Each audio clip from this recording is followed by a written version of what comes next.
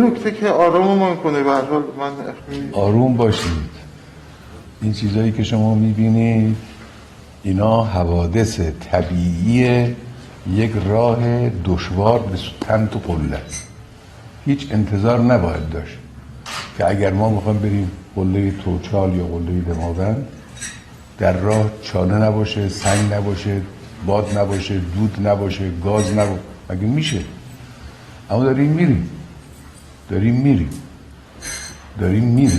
عمده اینه. اصلا نگران نباشید، این حوادث وجود داره. این حوادث اگر نبود باید تعجب می‌کردیم. یک حالا به مناسبت حضور آقایون من تو این جلسه خیلی بنا ندارم حرف بزنم، بنا دارم حرف بشنوم. اما شما ما رو به حرف گرفتید، نه عیبی نداره. این یک لشکر فرهنگی، یک جبهه فرهنگی حمله کرده به انقلاب، به نظام جمهوری اسلامی. یه عده‌ام جانانه دارن ازش دفاع میکنن، جانانه دفاع میکنن. همین کتاب ها، همین نوشته ها، علت این که میبینید من اینقدر به شاعر انقلاب، به نویسنده انقلاب ارادت دارم و قلباً علاقه دارم، علتش اینه چون میبینم اینا دارن چه کار میکنن، چون میبینم در مقابلشون کی وایساده و کیا وایسادن و چه کار دارن میکنن. اینو من دارم میبینم و میبینم که یه عده‌ای سینه چاک ایستادن. شما راه هم که میرید دارید مبارزه میکنید. شما امثال شما آقای خوش لفظ، خوش معنا، خوش خواب، خوش رفیق، خوش زخم. یعنی شما همونطور که دارید راه میرید، نفس میکشید، حرف میزنید، اظهار وجود میکنید، این خودش مبارزه است. این خودش دفاعه، یه دفاع فرهنگیه. این آقایون که شعر میگن، کتاب مینویسن، کتاب منتشر میکنن، کارهای گوناگون فرهنگی میکنن، تحقیقات فرهنگی، اینا همه همین سینه سپر گردنه. 40 سال از انقلاب تقریبا گذشته، توقع بوده که دیگه اینا نباشن، اما شما میبینید داره رویش همینطور پشت سر رویش میاد جلو. اینا شوخیه؟ نه، حالا نفس اراده الهی است. ما همه وسیله ایم، ما کسی به خصوص حالا بنده که هیچ، حالا شما چرا؟ ما کسی چیزی نیستیم. اما میخوام بگم این که شما میگید آرامش، من آرامش دارم، من هیچ ناراحت. بعضیا میگن ما دلمون حالتون رو فلان خونه، میگم بی خود، من راحتم، من دارم حرکت میکنم، من دارم حرکت رو میبینم.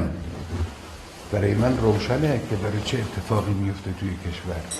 بله البته دشمنی هست، مخالفت هست، اگر نبود باید تعجب میکردیم. گروه هایی هستن سازمان یافته برای ضربه زدن از روزنه فرهنگ، از روزنه هنر، ارتباط دارن با هم، پول خرج میکنن، پول میگیرن، خیانت میکنن، خباثت میکنن، پس فطرتی نشون میدن. از این کارا همه دارن میکنن برای اینکه این انقلاب رو یه جوری نگذارن حرکت کنه. داره انقلاب هم حرکت میکنه، سینه‌اش سپر کرده. آمریکایی‌ها اقرار میکنن به شکست، صهیونیست‌ها اقرار میکنن به شکست. اونایی هم که احمق‌تر از اینن که اقرار کنن، مثل سعودی‌ها و اینا، چون مغرورن، احمقن، اقرار نمیکنن اما در دلشون اقرار میکنن. اینه قضیه. خیلی نگران نباشید. خدا انشالله سایه شماها رو کم نکنه. خدا سایه شماها رو کم نکنه. خدا سایه رزمندگان رو کم نکنه.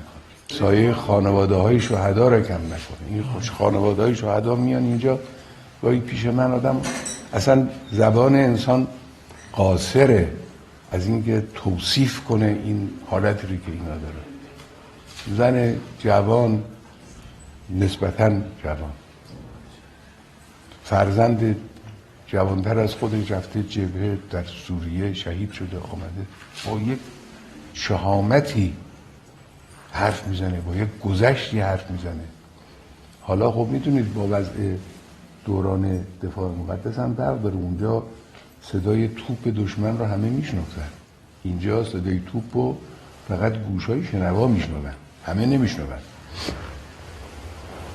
در این حال در یه چنین شرایطی این مادر، این همسر، این پدر، یکی چند روز پیش از این اینجا بودن یه عده‌ایشون، من اسم یک خانواده رو آوردم، پدر خانواده رو، مردی اومد جوان، خودش جوان بود، شاید مثلا 40 چند سال، 42 3 سال. این جوانشو پسر گفتم پسر بزرگت بود؟ گفت بله. پسر بزرگ جوانه مثل گل و فرستاده سوریه. اینا مهمه، چیزای عجیبی است. این انقلاب یه چیز عجیبی است. حتی شما هم که رفتید تو دلش و اونجور کار کردید هنوز به اون اعماق و ریزکاریاش نرسیدید. ما که بیشتر از شما نرسیدید. خیلی این انقلاب چیز عجیبی است. این حالا دردسر برای اربابای دنیا در سرها خواهد داشت. حالا اول کارم. زنده باشید. سایه شماست که تمام زنده باشید. زنده باشید. زنده باشید.